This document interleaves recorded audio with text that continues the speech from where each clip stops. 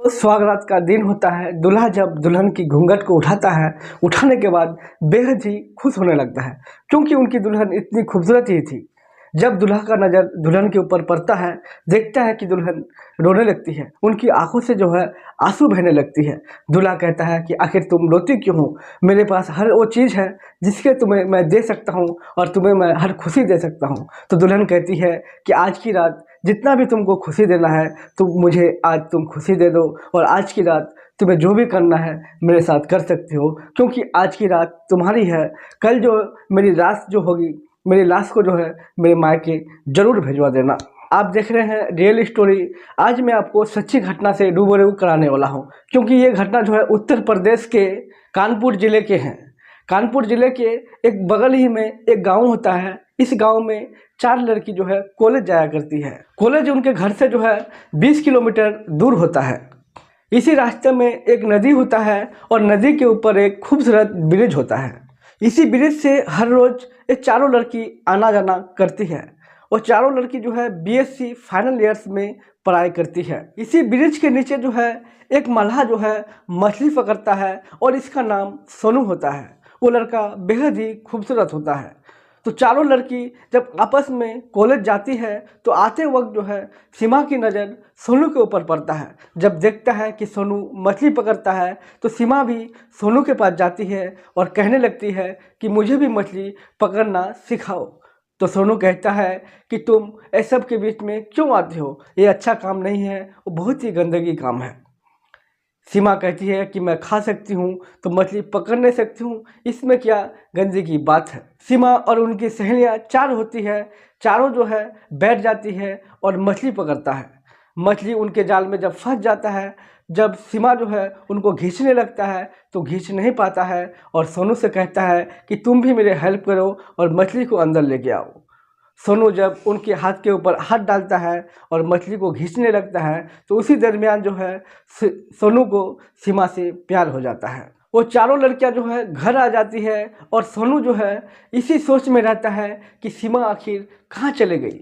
जब सीमा के हाथों के ऊपर हाथ देता है सोनू, तो उनके साथ उनको मोहब्बत हो जाता है। रात भर जो है सोनू बेचैन रहता है कि सीमा को मैं कब देखूं, क्योंकि सीमा के साथ सोनू को मोहब्बत हो जाता है और उनके इंतज़ार में रहता है।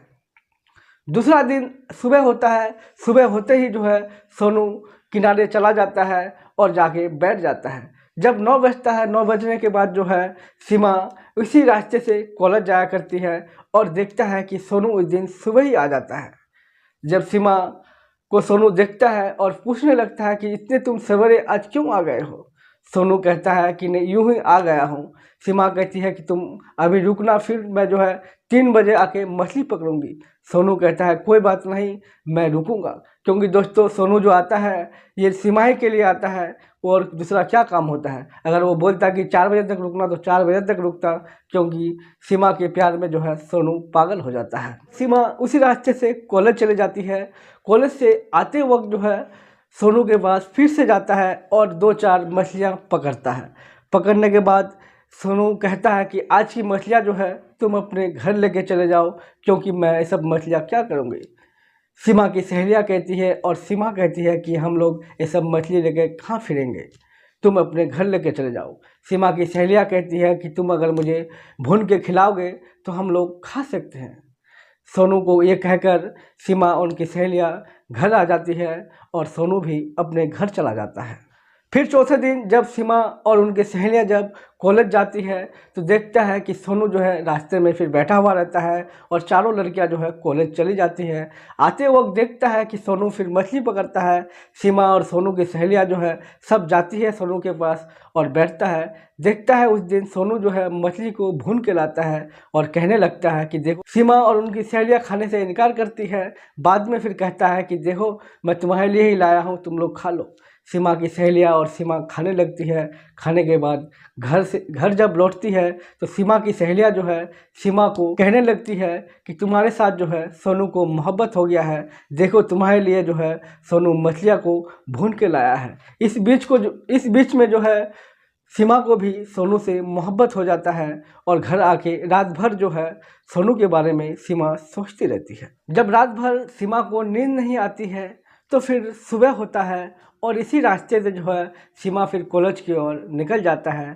कॉलेज से 3 बजे जो है फिर से लौटने लगती है और इस ब्रिज के ऊपर जो है 2-4 दुकानें लगने लगता है। इस दुकान में जो है सीमा बैठ के समोसे खाने लगती है और उधर से सोनू भी आ जाता है। जब सीमा सोनू को देखता है, देखने के बाद कहता है कि आओ तुम समोसे खा लो। सोनू कहने लगता है कि मैं आखिर तुम्हारा कैसे खा सकता हूँ। तो सीमा कहती है कल तुमने मुझे मछली खिलाया था तो आज मैं तुझे समोसे खिला रहा हूँ। सीमा और सोनू जो है दोनों बैठ के समोसे खाने लगते हैं और इस बीच जो है फिर सीमा घर आ जाती है, क्योंकि इन दोनों की बार बार मुलाकात होने के कारण बहुत ही आपस में मोहब्बत हो जाती है और एक दूसरे के बगैर जीना इन लोगों को मुश्किल हो जाता है। क्योंकि हर रोज़ मुलाकात होती है तो मोहब्बत जाहिर सी बात है हो ही जाएगी। तो फिर सीमा अपने घर आती है और सोनू अपने घर चला जाता है। दोनों को बेहद मोहब्बत होने लगता है और एक दूसरे के बगैर जीना इन लोगों को मुश्किल हो जाता है।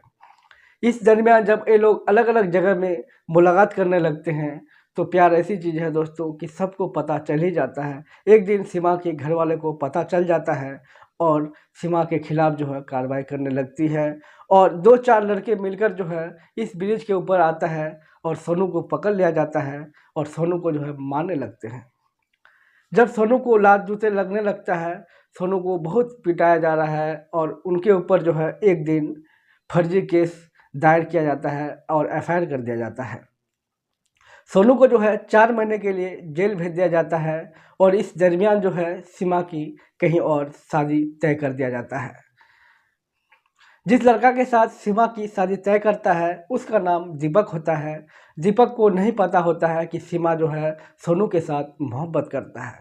दोस्तों इसी तरह से जो है कहानी चलती रहती है और एक दिन अचानक उनकी शादी फाइनल हो जाती है और जिस दिन उनकी शादी होती है उसी दिन जो है सोनू को रिहाई होती है।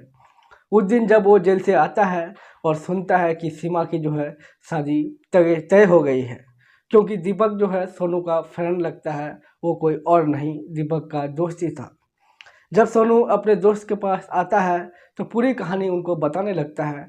कहता है कि देखो मेरे साथ ऐसा ऐसा हुआ और उनके घर वाले ने मेरे ऊपर फर्जी एफआईआर करके जो है मुझे जेल भिजवा दिया और आज आपके साथ जो है सीमा की शादी तय किया गया है।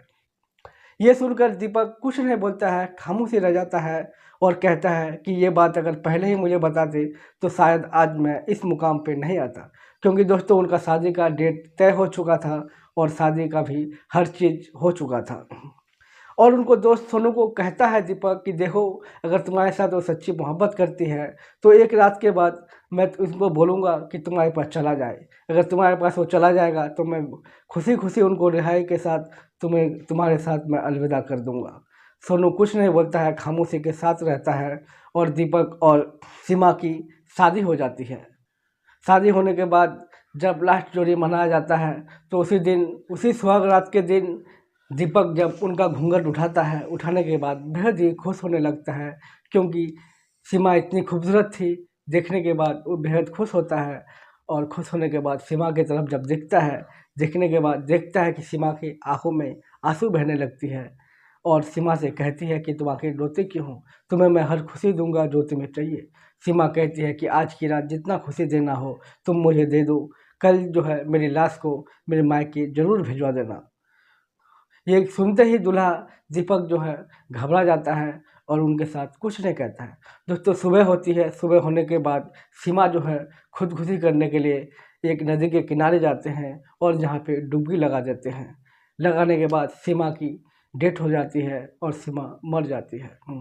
उस दरमियान सीमा के घर वालों ने फिर से जो है सोनू के ऊपर एफआईआर करता है। एफआईआर करने के बाद सोनू को फिर से उम्र कैद का सज़ा दिलाया जाता है। तो दोस्तों आज के वीडियो में इतना ही था। फिर मिलते हैं हम अगले कहानी के साथ। आज के लिए इतना ही। अगर फेसबुक पर देख रहे हैं तो फॉलो कीजिए, अगर यूट्यूब पर देख रहे हैं तो सब्सक्राइब जरूर करें।